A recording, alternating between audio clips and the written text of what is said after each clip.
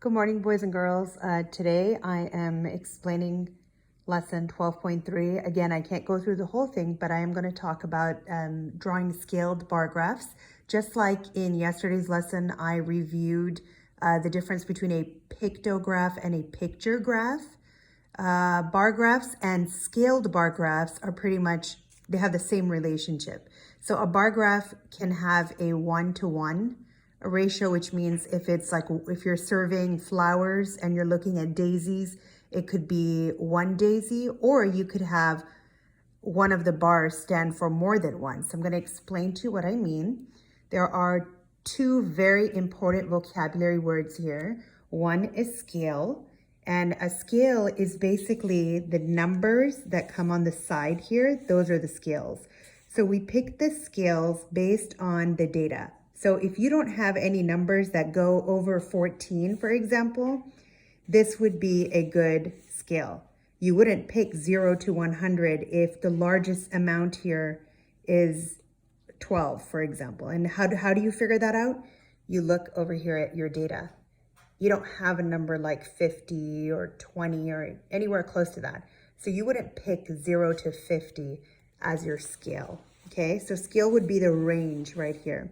Now, how much each of the bars go up by, that is called interval. And the definition of interval must be here somewhere. I don't really see it right now. I think it comes maybe on the next page.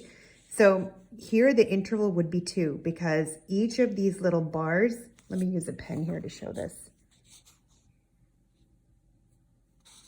Okay, each of these bars here, they go up by 2. See, so you can see that's the interval. So how much that scale is jumping by is going to be your interval. So interval and scale are related, but they're not the same thing. So 0 to 12 would be your scale, and 2 would be your interval here because it's going by 2. It could go by 3, it could go by 4, but you look at the data to figure that out. Okay, so now I'm going to apply it to an actual question. So if you take a look at the next page under the independent practice, you can see your favorite birds to watch. That's your data. And then when I'm transferring that data, you can see that the cardinal is going to be 8, the robin is going to be 4, and the goldfinch is 9.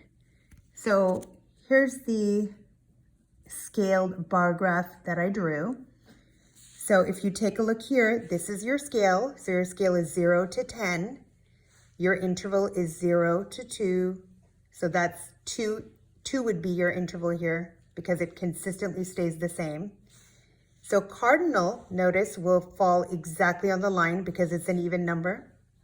Robin also is going to be exactly on the line because it's an even number. But if you take a look at goldfinch, goldfinch is not doing the same thing. It's actually landing between the 8 and the 10 because the value was 9. Okay, so you have to be careful with these half ones because they're a little bit tricky. I would suggest that you be very careful about your labels as well. Make sure that you label each of these things down here, that cardinals, robins, goldfinch, what's the general category? That's birds. And you just transfer the title from your tally chart directly into your scaled bar graph. Okay, hope that helps.